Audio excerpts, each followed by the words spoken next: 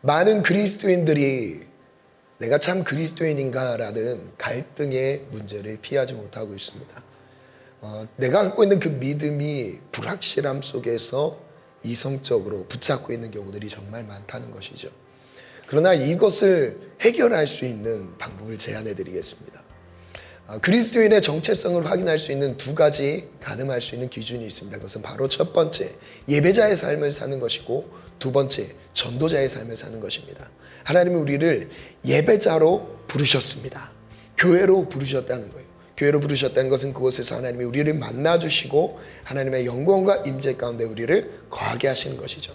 그러나 이것 자체가 우리의 삶의 목적은 아닙니다. 하나님이 우리를 부르신 최종의 자리는 아니라는 것입니다. 하나님은 우리를 어디로 보내실까요? 바로 세상 가운데로 보내시는 거예요. 즉 사명을 감당하는 곳으로 이끄신다는 것이죠. 그게 바로 복음을 전하는 삶, 전도자의 삶을 살아가는 것입니다. 많은 사람들이 예배자의 삶에 머물러 있습니다. 복음을 전하는 자리까지 나아가지 못하고 있습니다. 우리가 전도운동을 한다고 해서 전도가 될까요? 우리가 없던 마음에서 전도하고 싶은 마음이 갑자기 생길까요? 이것이 뭔가 강제적으로 이룰 수 있는 사명이 아니라는 것이죠. 그래서 더 어렵게 느껴집니다. 복음을 전하는 것이 자연스럽지 않게 느껴지는 것이죠. 이유가 있습니다. 바로 이 중간의 과정이 생략되어 있기 때문입니다. 끊어졌다는 거예요. 하나님이 우리를 예배자로 부르셨지만 그 예배자 가운데서 하나님이 우리를 세워가십니다. 하나님의 제자로 세워가세요. 하나님의 사람으로 온전하게 세워가십니다. 그것을 바로 말씀과 기도 안에서 우리를 세워가시는 것이죠.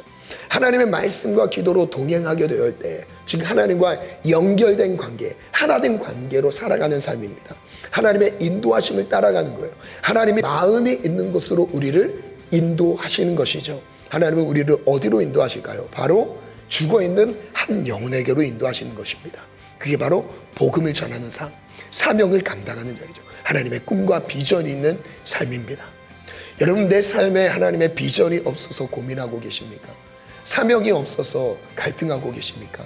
그 분명한 사명, 확신 속에 믿음의 길을 걷지 못하고 있습니까? 이유는 간단합니다. 그 중간의 과정이 생략되어 있기 때문입니다. 하나님의 말씀과 기도가 분명하게 살아있다면 하나님의 인도하심 안에서 하나님이 보내시는 곳으로 나아가게 될 것입니다. 즉 우리 그리스도인다운 정체성은 말씀과 기도 안에서 우리의 예배자의 삶과 전도자의 삶을 살아가게 한다는 것입니다. 우리 모두 하나님의 말씀과 기도로 세워지기를 축복합니다. 그리고 그리스도인다운 정체성을 온전하게 회복하기를 축복합니다.